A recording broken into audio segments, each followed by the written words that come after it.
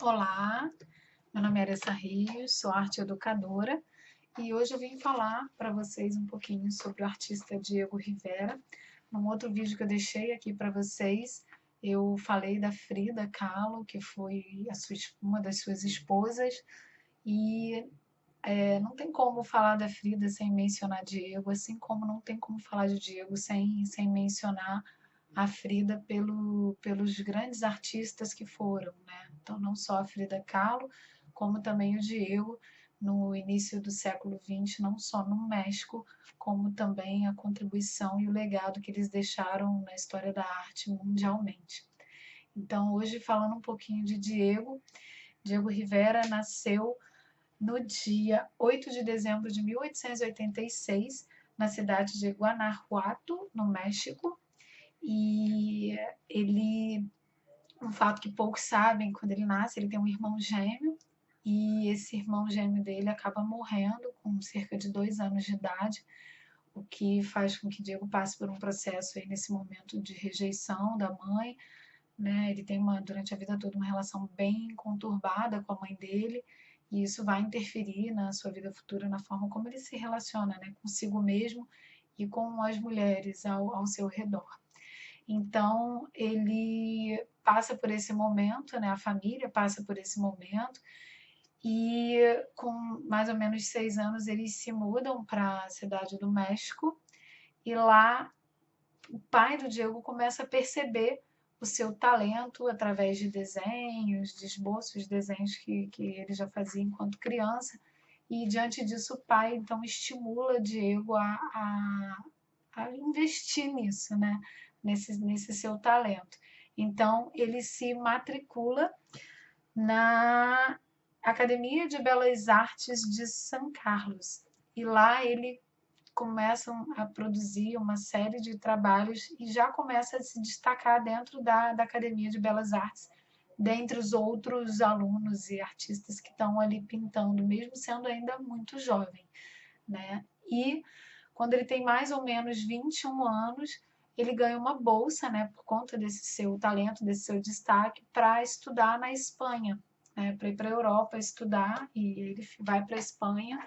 E essa viagem do Diego para a Europa, ela é determinante para os rumos que a sua obra vai tomar dali para frente, porque ele entra em contato nesse momento com grandes artistas como Velázquez, como Cezanne, né, com as obras desses artistas, e isso influencia nitidamente na sua produção, nas obras que ele pinta, nos seus quadros, na estética, né, das suas pinturas, e ali também, né, ele entra em contato aí sim com os artistas como Picasso, Braque, os cubistas, né, que vão influenciar diretamente na sua obra, também com Miró, entre outros, e tanto é que a partir desse contato, né, com a vanguarda europeia, com os modernistas, ele vai e começa a pintar uma série de pinturas de aspecto cubista, né, com traços cubistas. E apesar do Picasso dizer que não era possível fazer retrato cubista, a maior parte das obras do Diego de traço cubista são retratos. Ele produz vários retratos. Aqui na legenda desse vídeo eu coloquei um link com um texto complementar, e dentro dele tem algumas imagens e alguns desses retratos da fase cubista do Diego Rivera, né? Então ele fica na Europa durante um bom tempo, vive na Espanha, passa também por países como a França, a Itália, e vai beber nesse berço, né, de países e de artistas que estão aí pensando novas formas de pintar, uma nova estética, uma nova linguagem, para romper um pouco com todo o padrão realista, né, de pintura que vinha prevalecendo até então. E aí começam a experimentar coisas novas, e o Diego bebe nessa fonte, né? Isso influencia diretamente na sua obra.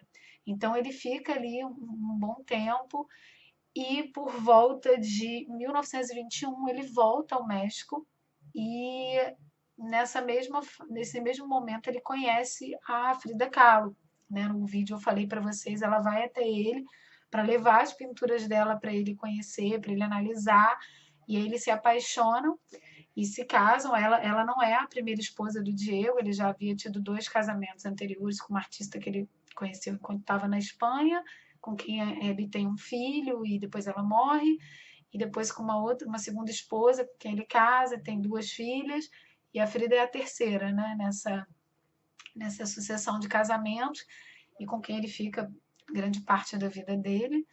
E eles se casam e juntos vão percorrer aí alguns caminhos, né? E tem uma parceria aí quanto artistas. E aí, nesse mesmo momento que ele conhece, que ele conhece a Frida Kahlo, que ele se envolve com o Partido Comunista, funda um sindicato para a classe, né, para os artistas, para os pintores, ele se junta a outros artistas mexicanos que estão ali produzindo uma arte, buscando resgatar valores nacionais, a cultura mexicana, a tradição, enfim, toda a força e a presença indígena do país. Ele se junta a artistas como Siqueiros e Orozco e começam a pensar sobre uma arte que não fosse feita exclusivamente para a burguesia, né? Uma arte que ia direto para as coleções particulares e que pouquíssimas pessoas tinham acesso. Então, eles começam a pensar que a arte poderia ser feita para atingir o povo, né? Uma arte pública, uma arte, uma arte pública, uma arte que fosse acessível. Então, eles começam a pintar grandes murais nas paredes dos prédios públicos da cidade, né, do país. E o Diego, o Orozco e o Siqueiros são os 3 que eu poderia dizer que se destacam nesse processo. E esses murais trazem temática de um México pré-hispânico, né?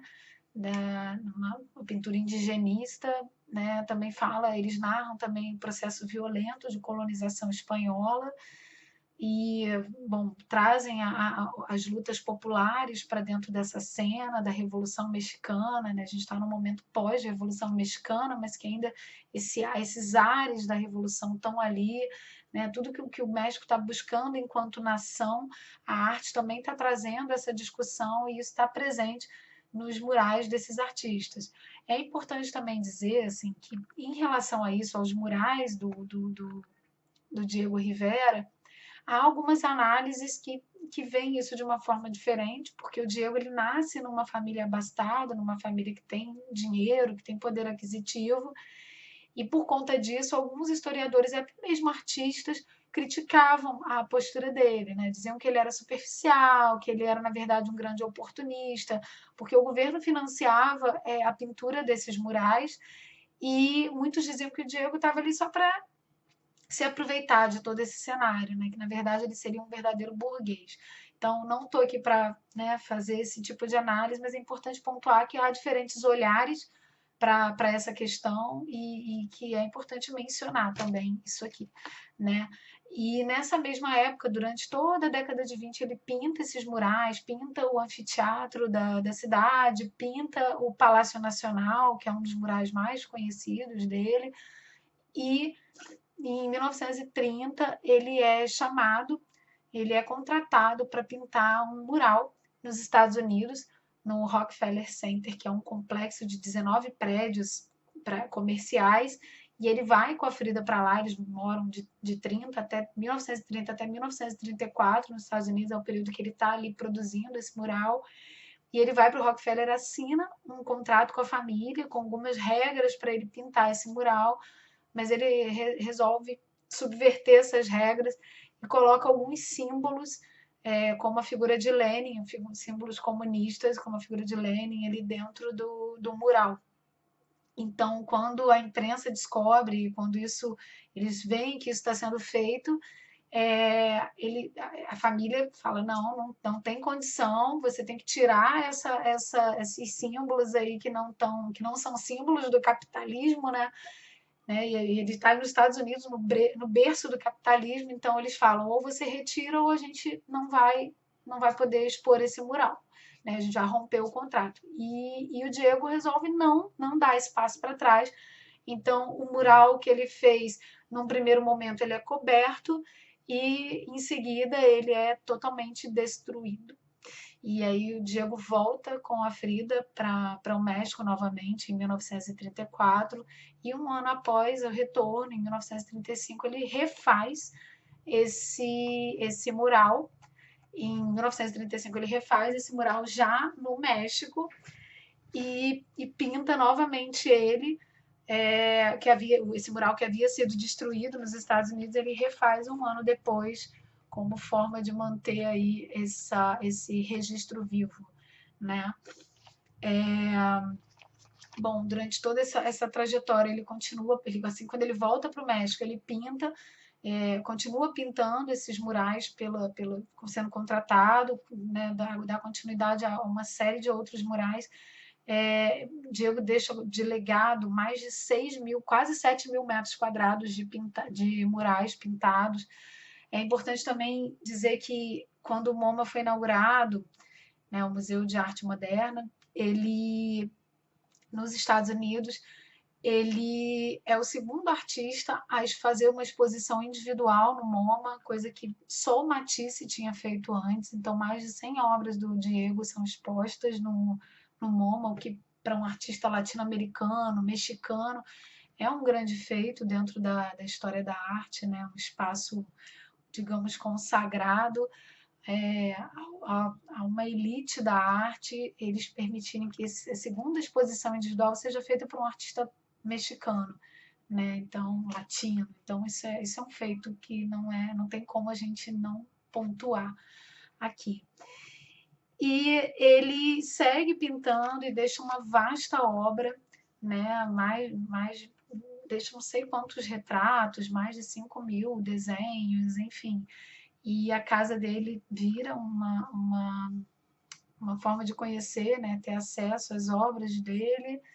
E ele falece em 24 de novembro de 1957, na cidade do México, logo após a Frida, assim, alguns anos após a Frida.